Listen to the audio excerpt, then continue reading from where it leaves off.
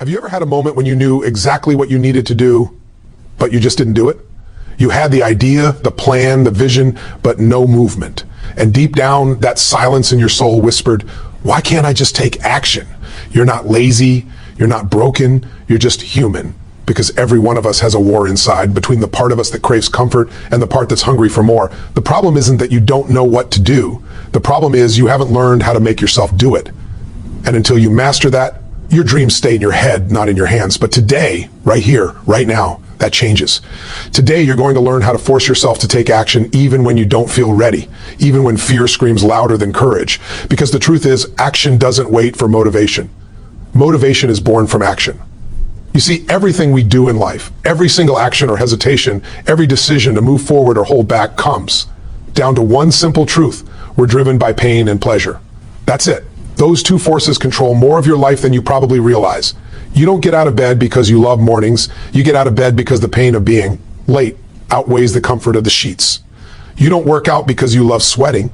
You do it because the pain of staying the same is finally greater than the pain of change. Once you truly understand that, you can begin to use it to your advantage. The problem for most people is they've wired their brains to link pleasure to the very things that destroy them and pain to the very things that could change their lives. You know what I mean. Someone says they want to start that business, but when they think of doing it, they picture the effort, the risk, the uncertainty. That's pain.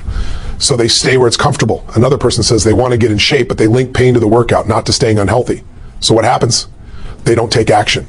But here's the truth. Pain and pleasure aren't real until you decide what they mean. They're just signals. You're the one who assigns them power. You're the one who decides what's painful and what's pleasurable. And when you can consciously attach massive pain to inaction and massive pleasure to progress, you'll find yourself moving automatically. You won't have to push yourself anymore. You'll be pulled by something stronger. So ask yourself right now, what's the real cost of staying where you are?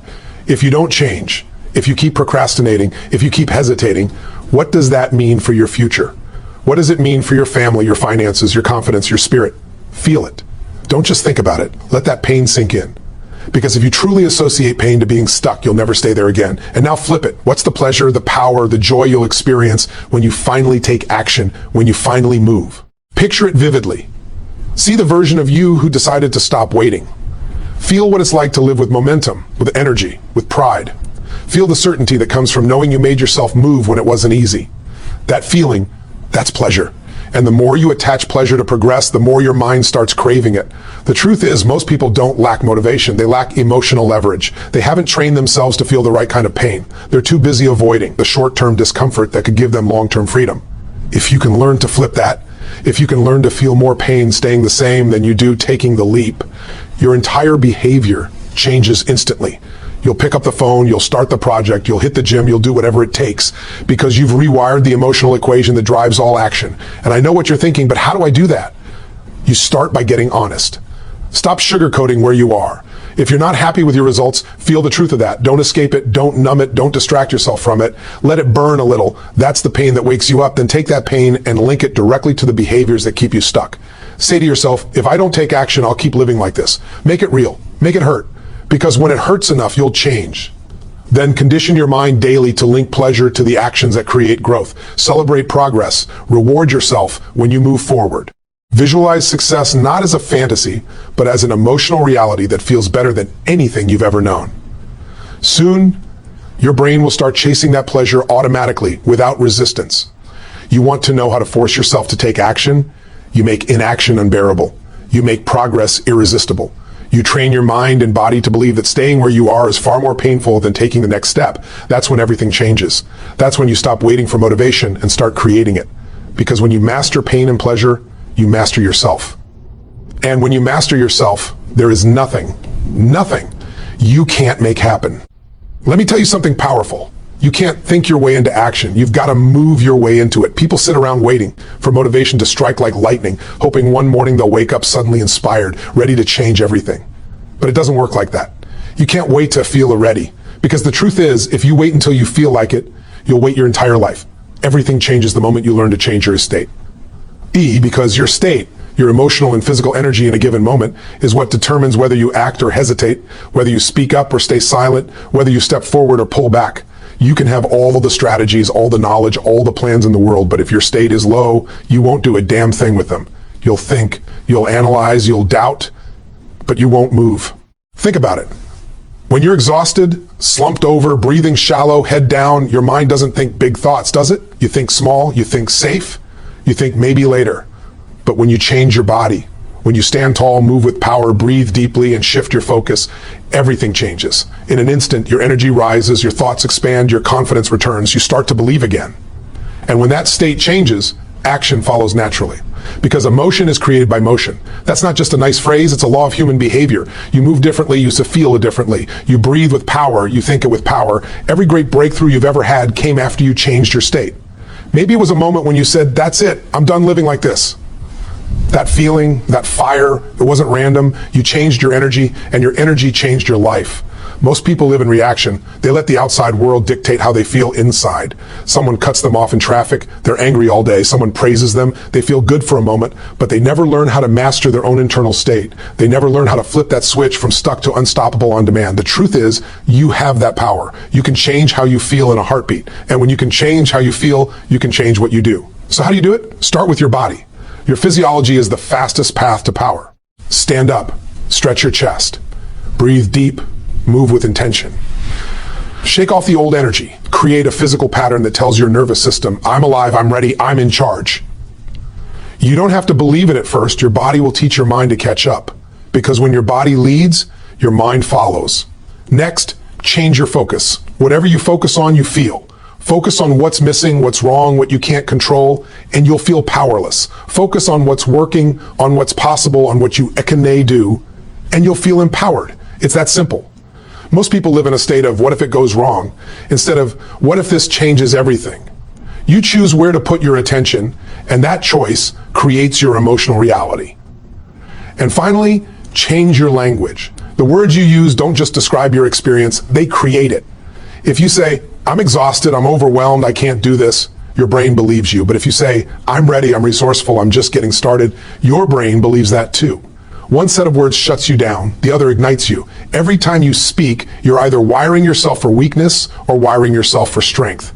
The moment you combine these three, your physiology, your focus, and your language, you create a new state instantly. And when your state shifts, so does your action. Suddenly, the things that felt impossible start to feel inevitable. You pick up the phone, you have that conversation, you take that step. Because your state no longer matches hesitation, it matches execution. When you control your state, you control your destiny. That's the difference between those who make things happen and those who keep waiting for the right time. The people who act don't have more time or more talent. They have more access to their own energy. They know how to ignite themselves on demand. They know how to move even when fear whispers, how to take the first step when doubt screams louder than certainty. And that's the moment everything changes, when you stop waiting for motivation and start creating it. Because the truth is, when you master your state, you master your emotions. When you master your emotions, you master your actions. And when you master your actions, you take control of your entire life. The biggest reason people don't take action isn't because they're lazy, it's because they're trapped in a story that tells them why they can't, why it's not the right time, why they're not ready yet. Every single one of us has a story we tell ourselves to justify staying where we are. And those stories feel real because we've repeated them so many times that they've become part of our identity. I'm not confident enough. I don't have the money. I don't have the experience. I've failed before. Those aren't facts. They're patterns. They're old mental tapes playing in your mind. And until you change the story, you'll keep living the same chapter of your life. Here's what most people don't realize. Your story is either your prison or your power. The words you use to describe your life shape the limits of what's possible for you. If your story is about why you can't, you'll find evidence for that everywhere. If your story is about why you must, your mind starts finding ways to make it happen. Whatever story you keep feeding grows stronger. So the question is, which one have you been feeding? Think about it. When you say, I'm just not that type of person, what you're really doing is building a wall around yourself. You're defining who you are based on your past instead of your potential. You're living by old experiences instead of new decisions. And that story becomes a self-fulfilling prophecy. You say you're not disciplined, so you don't act disciplined. You say you're not confident, so you avoid the situations that could build your confidence. You say you're not good enough, and your brain starts collecting proof that it's true. It's a loop. And the only way to break that loop is to break the story. You've got to get honest with yourself. What's the story you've been telling that's keeping you small? What's the excuse that sounds so convincing you've started to believe it's reality? Because once you identify it, you can see it for what it really is, a protective mechanism. The story you tell yourself is designed to protect you from pain, from disappointment, from failure. But here's the truth. It doesn't protect you, it imprisons you. It keeps you safe, but it also keeps you stuck. If you want to take action, you have to destroy the old narrative and write a new one that gives you power instead of taking it away. Stop saying, I can't. Start saying, I haven't yet. Stop saying, that's just who I am. Start saying, that's who I used to be. Language matters. Identity matters. The words you use about yourself become the boundaries of your behavior. Change the words and you'll change the way you act. When you tell yourself a new story, one that says, I'm the kind of person who follows through. I'm the kind of person who gets results. I'm the kind of person who moves no matter what. Your mind starts looking for ways to stay consistent with that identity. Because once your identity shifts, your behavior automatically aligns. You don't have to force yourself anymore. You simply act in accordance with who you believe you are. But make no mistake, the old story won't die quietly. It'll fight for survival. It'll whisper in your ear when things get tough. It'll tell you, see? You're doing it again. You always quit. You'll never change. That voice is not the truth. That's the echo of who you used to be. And you have to drown it out with a stronger voice, the voice of your new story. You have to interrupt that pattern every time it shows up. Replace it with something more powerful, more intentional, more aligned with where you're going. There's a moment in every transformation when you stop negotiating with your excuses and decide to become the version of yourself you've been avoiding. That's when everything shifts. Because suddenly, your new story isn't just words. It's a command to your subconscious. It's a declaration. It says, this is who I am now. And your actions begin to match that story automatically. The truth is, life will always test your story. When things go wrong, when you face resistance, when you're tired or afraid, that's when the old narrative tries to sneak back in. But if you've built your new story strong enough, you won't collapse under pressure. You'll rise through it. Because the story you live by becomes the standard you refuse to drop below. So if you want to force yourself to take action, stop waiting for the perfect mindset. Stop waiting for the right time. Start rewriting the story that's been running your life. Because when you change your story, you change your identity. When you change your identity, you change your behavior. And when you change your behavior, you change everything. Let me tell you something. You don't get what you want in life, you get what you must have. That's the difference between people who talk about changing and people who actually do. Everyone wants some more money, more health, more happiness, more success. But for most people, those are preferences, not priorities. They're things we hope for when it's convenient, not standards we live by when it's uncomfortable. And until you raise your standards, you'll keep living at the level you tolerate. When you make something a must, you stop negotiating with yourself. You stop giving energy to excuses and you start finding a way. The people who transform their lives don't have fewer challenges. They just have higher standards. They refuse to settle for less than they're capable of. They've decided that average is no longer acceptable. And that decision changes everything. But raising your standards isn't about shouting affirmations or making a New Year's resolution you'll forget in a week. It's about identity. It's about looking yourself in the mirror and saying, this is who I am now. This is the level I play at. This is what I demand from myself every single day. Once that identity shifts, your habits have no choice but to follow, because your behavior always matches your belief about who you are. You can't say, I'm committed to growth, and keep doing the things that keep you small. You can't say, I'm disciplined, and keep breaking promises to yourself. The universe doesn't respond to what you say you want. It responds to what you consistently do. And what you consistently do is a reflection of what you believe you deserve. So if you want to take control of your life, you've got to stop wishing for change and start demanding it from yourself. The secret is to back your standards with rituals. Standards without rituals are just words. They sound nice, but they don't change your life. You can't say you're committed to health and skip your workouts. You can't say you're focused on growth and never pick up a book or invest in yourself. Rituals are where standards come to life. They're the proof of your commitment. Every morning you need to do something that reminds your mind who's in charge. Something that says, I decide how I feel today. I decide what gets my energy. It could be a workout, meditation, journaling, visualizing your goals, anything that sets your emotional tone and builds momentum. Because when you stack enough small, consistent rituals, they become the foundation of unstoppable action. Discipline isn't about being perfect, it's about being consistent when you don't feel like it. Anyone can take action when it's easy. What defines your standard is what you do when it's not. The days you're tired, the moments you doubt yourself, the times you feel like you're getting nowhere. That's when your true standard reveals itself, because your life doesn't rise to the level of your motivation, it rises to the level of your rituals. Some people wait for inspiration to act, others act until inspiration shows up. That's the difference between those who live by emotion and those who live by standard.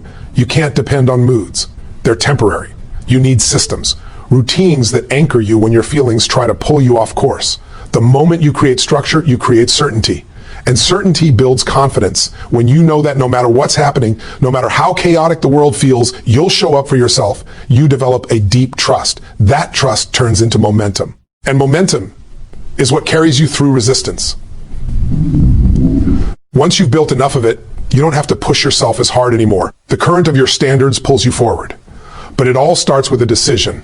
The decision to make your goals non-negotiable, to stop settling for good enough, to say, I will not live below my potential another day.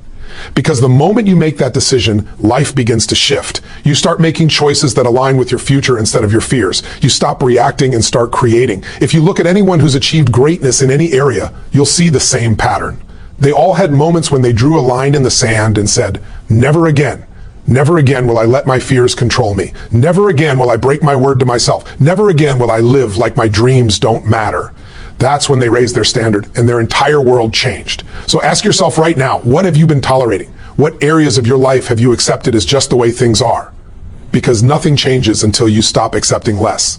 The day you raise your standard and back it with daily rituals is the day your life transforms. And when you make that shift, when your actions match your highest standards, you stop trying to take control of your life and start living like you already own it. Momentum is everything. Once you get moving, everything changes. The hardest part of taking action is the beginning, that first push.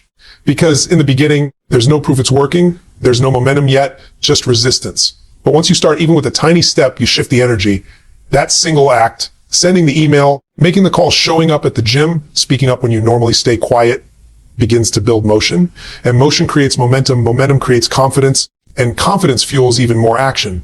That's how you break out of paralysis. That's how you build unstoppable drive. You've got to understand, momentum is not something that shows up when life feels perfect. It's something you create by refusing to stay still. The longer you wait, the heavier your hesitation becomes. It's like pushing a boulder. In the beginning, it feels impossible. It doesn't move. You doubt your strength. But if you keep pushing inch by inch, suddenly it begins to roll. Once it moves even a little, it gets easier. Eventually, it's rolling so fast that it takes effort just to slow it down. That's the power of momentum. Once you've built it, it carries you. Most people never experience that because they quit before they get to that point. They take 1 or 2 steps, don't see instant results, and tell themselves it's not working. They stop. What they don't realize is that the pain, the effort, the grind, that's the build up. That's the resistance being broken. Every step you take, even the small ones, are stacking energy behind the scenes. You might not see it right away, but that's how you're building the momentum that's going to make success feel inevitable later. The trick is to start where you are. Don't wait for perfect timing, perfect energy, perfect clarity. Start now, start messy, start uncertain, start small. But I start because you can't steer a parked car. You can't adjust your direction if you never move. The power is in movement. Once you move, opportunities start showing up, energy starts flowing, and your brain starts seeing possibilities that didn't exist before. And here's the key. Never try to build momentum alone. Success is a team sport. You need people around you who raise your standard, who remind you who you are when you forget, who won't let you shrink back into your comfort zone. The people you surround yourself with shape your momentum more than your motivation ever will. If you spend your time with people who settle, who complain, who justify their excuses, you'll start lowering your energy to match theirs. But if you're surrounded by people who are hungry driven and demanding more from life, that energy becomes contagious. You've got to build an environment where action is normal, where effort is celebrated, where following through is expected.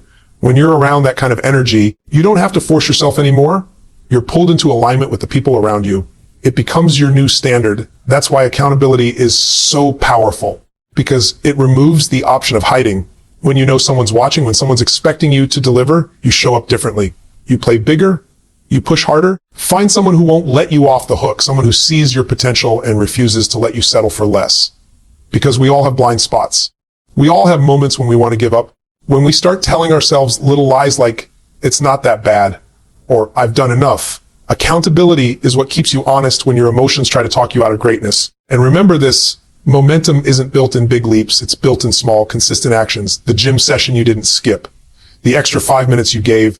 The phone call you made even though you were nervous. Those moments look small, but they stack up. They compound. And one day you'll look back and realize that the life you're living was built one small push at a time. There's no secret formula. It's consistency multiplied by time. You don't need to feel like it. You just need to move, because action creates emotion. The moment you move, your energy shifts, your focus sharpens, your belief grows. And once the wheel starts turning, it's almost impossible to stop it. That's why the most successful people aren't the smartest or the luckiest. They're the ones who stayed in motion long enough for momentum to take over. They learned to trust the process even when it was slow, to stay consistent even when it was quiet, to surround themselves with people who refuse to let them settle. Because when you build momentum and combine it with accountability, you don't have to push anymore. You're pulled by your purpose. And when that happens, you become unstoppable. Let me tell you something. The mind is the most powerful tool you will ever have, and yet most people use it against themselves every single day. They use it to replay their fears, to relive their failures, to imagine the worst case scenario over and over again. And they wonder why they feel stuck, why they can't move forward, why they can't take action. It's because they're visualizing the wrong future. They're seeing what they don't want instead of what they do want. The human brain doesn't know the difference between something you vividly imagine and something you've actually experienced. That's how powerful your mind is. If you keep imagining yourself failing, hesitating, holding back, your brain records that as truth.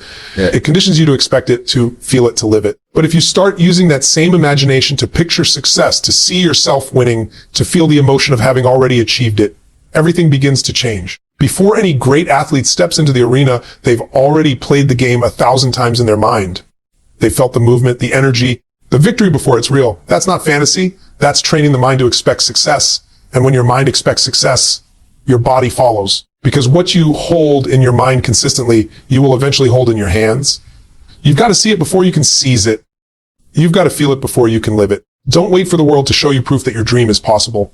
Or you create that proof by visualizing it so clearly that it becomes undeniable. Because the moment your brain believes it's real, it starts finding ways to make it real. Close your eyes for a second and imagine the life you want. Not in vague terms, get specific. Feel it. See the colors, hear the sounds. Feel what it's like to wake up every morning excited about your day. See yourself walking with purpose, speaking with confidence, doing things you've been afraid to do.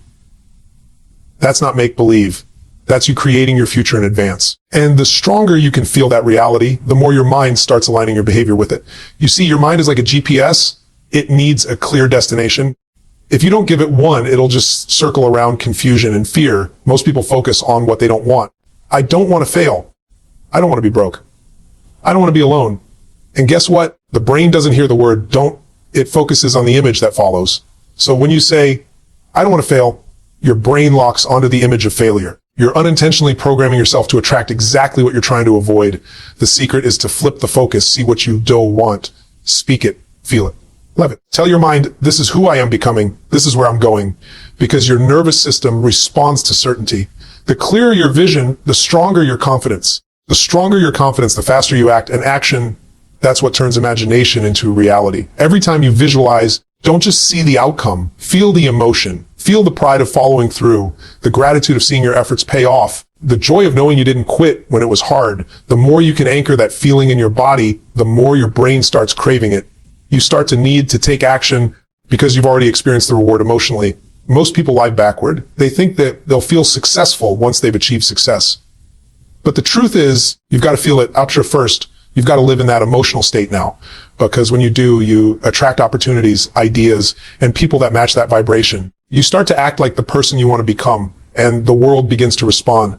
This isn't about pretending everything's perfect. It's about conditioning your nervous system to expect more from life. When you wake up and visualize what you want with energy, clarity, and emotion, you prime your brain to look for it throughout the day. It starts noticing doors that were always there but hidden by fear. It starts connecting the dots faster. It starts turning what once felt impossible into something inevitable. And the more you practice this, the more natural it becomes. It's like building a muscle.